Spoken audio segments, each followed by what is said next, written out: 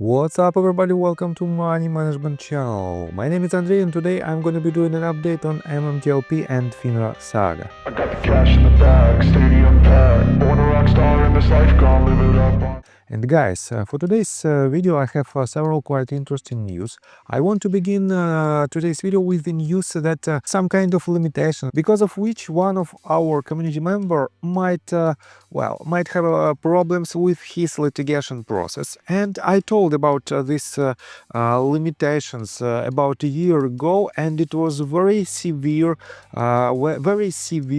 deadline that happened basically last December.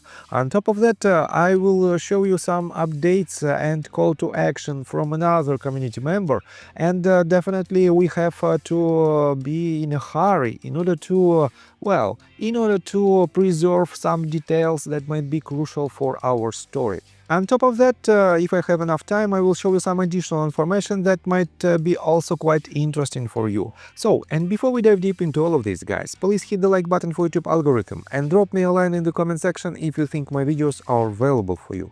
On top of that, if you want to know more about technical analysis, if you want to enhance your trading skills, feel free to subscribe to my YouTube channel and join my Patreon account. And guys, for now, you can join my Patreon account, you can join two tiers of my Discord group. One of them costs you $50 a month, and you will have 30-minute one Zoom call once a month. But if you join with the gold tier, you will have a weekly one-on-one training session with me for just $150 a month. And guys, to be honest, this is the most popular tier for my patrons right now, and let me show you a sneak peek on the most recent activity in the Discord group. Just recently I published the recap of the week of July 28th through August the 3rd, and let me quote you this. On Monday, I prepared a list of 13 tickers that looked most promising for short positions. As of August the 6th, 10 of them delivered returns ranging from 0.33% to 24.4%, an average profit of 6.1%, while only 3 tickers showed a potential loss between 0.85% and 1.74%, an average loss of 1.22%.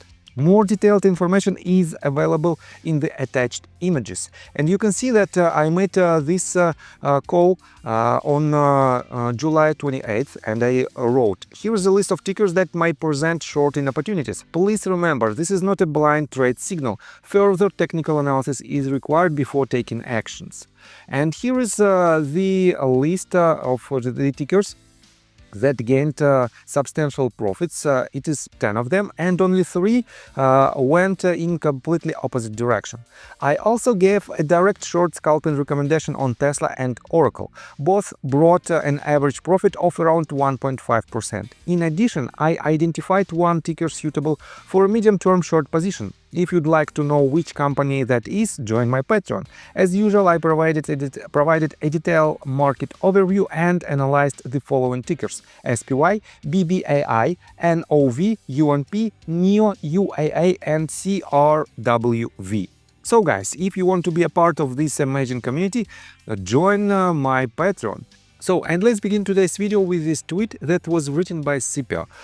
He wrote it just less than 24 hours ago, and you know that he filed his lawsuit just several months ago, at the very beginning of July, if I remember it correct. So he wrote this: why did no one tell us about Standard 495 and rules of federal tort claims?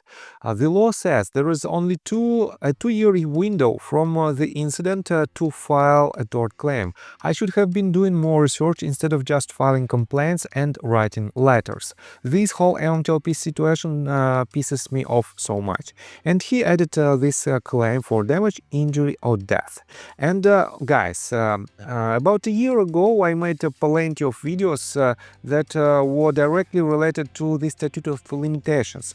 And at that point, we had a clear deadline that passed at the very beginning of December of 2024, and it was a 2-year let's say grace period where the people could file their lawsuits, and the set of 1209 lawsuits were filed right before this expiration date. And that is why, guys, they are still active. And well, this lawsuit that was filed by CPO is also active, but he still has some potential problems related to these limitations. So here's the answer from Jason.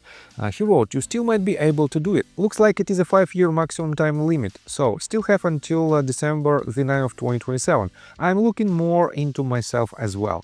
And yes, we have two deadlines. One of them is a 2-year statute of limitation, and another one is, with some exceptions, it might be longer, and it might take 5 years to the expiration date.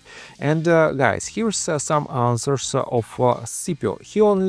He wrote this: "I've only been seeing that 2-year limitation.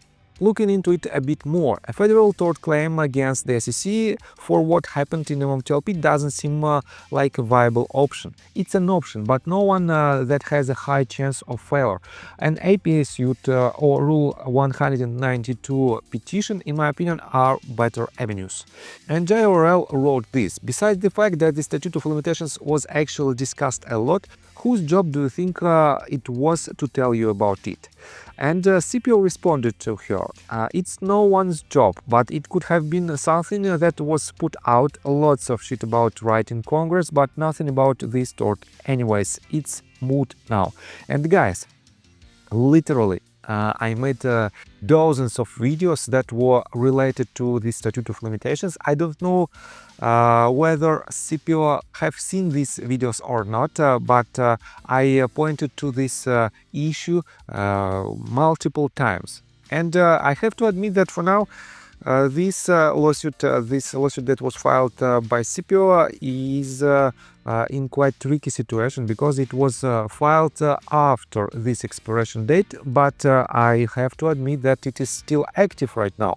And I don't know how this entire story, how this entire system works, but we have what we have. His lawsuit is in danger because of this statute of limitation, but it is still active at this very moment. So, and I have to admit that we have lack of activity from so-called non-litigation part of the MMTLP community. And you can see that Junk Savvy, she's not so active for quite a while. Her recent repost was made on October the 2nd, basically a week ago, and she didn't publish a lot of comments as well. And well, probably she has I don't know what is the reason of the fewer actions from her side, but well, I have to admit that it is still proving my words that the only reason, the only path how we can see the resolution is through the litigation processes. And let me show you what do we have from this side of our community. Scott Roth reposted the tweet that was written by Danielle Spears, and she refers to her own tweet that she wrote 9 hours ago. And let me quote you first of all this one. MMTLP, this is a big if your broker was TD Ameritrade. Read your rejected trade codes prior to December the 9th. Do any read. We are sorry, but at this time there is no market for the symbol you've entered. If so, direct message me immediately. I believe you have proof that TD Ameritrade was blocking trades pre-halt. And guys, this is a huge update and a huge potential development in her case. And she also added this just 4 hours ago. Let me read it in details. TD Ameritrade, any brokers, a critical deadline is approaching. Under SEC Rule 17A-4B and FINRA Rule 4511, broker-dealers such as Schwab on behalf of TD Ameritrade clients must retain all communications relating to the firm's business as such, including 1. Internal messages, 2. Client communications through the platform, for example, Message Center, 3. disclosures, trade inquiries and customer complaints. And this must be retained for at least 3 years, with the first 2 years readily accessible. We are long past 2 years and only 60 days away from 3 years, after which Schwab and most brokers who sold MMTLP can and likely will dump your records. Less critical but still critical in terms of statute of limitations deadlines for filing legal action is access to trading records. All brokers must retain and provide your trading records, including confirmations, order history, executions and account statements for 6 years minimum, of which the first 2 years of these records must be easily accessible. Again, we are way past 2 years. They would play like it takes a time game. Get on the record requesting your docs now. Schwab, TD Ameritrade people, don't wait. Next. When Scott Trott and Schwab were in court, Schwab did something on the record which was critically important, or rather they didn't. Schwab did not argue in court over what the TD Ameritrade representative Fleming told Trott on a recorded line, that they, TD Ameritrade, called for the hold because it was trading 100x in dark pools pre-market on December the 9th of 2022. So why does all of this matter? If you purchased MMTLP through TD Ameritrade and you communicated with TD Ameritrade through the message center regarding your shares of MMTLP, like transferring them to AST, and you want to preserve the records in case you ever sue or will need those messages, so you need to ask now. Get on the record now. At a minimum, asking for those records before December the 9th of this year ensures that you have a legal right and took the proper legal steps to attain your account messages. Furthermore, if you did buy shares through TD Ameritrade, get your trading records now, before they mysteriously disappear like the recording of the Trott and Fleming TD Ameritrade guy phone call. Lastly, review your trades one by one. Review specifically all rejected trade codes. Do any say, we are sorry, but at this time there is no market for the symbol you've entered. Why is this important? Because there was clearly a market for MMTLP until December the 12th, so they were already dumping trades preemptively in case there was a squeeze.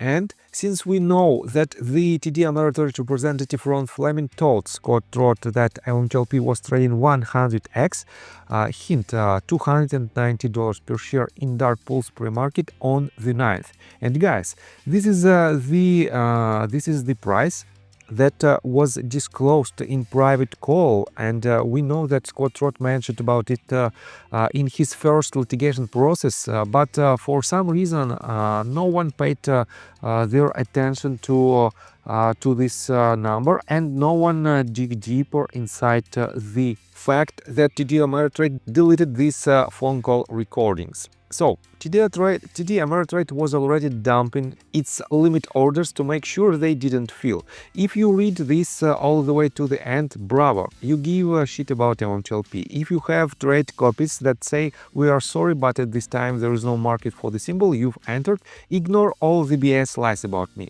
I'm fighting in court now. I'm fighting for me and I'm fighting for you. You want to get paid? Get me that data and repost this. Guys, definitely it is very important call to action, because, well, we have several limitations, that we have several deadlines that are crucial for our litigation processes, and one of these deadline expires basically within less than 60 days, unfortunately, but we have to preserve any possible information that might help us to win this battle. That is why, guys, just do it if you have this type of records and answers and conversation and so on and so forth. So let me show you another comments from Scipio in regards to Daniel Spears' tweet. He wrote, "This is important. I have to thank Ms. Spears for pointing this out. Important records are about to get deleted, and it's likely brokers have already started deleting records. I'm making it a priority to send notice to my broker to not delete my goddamn records. I'd urge anyone that cares about those records to put your broker on notice not to delete them.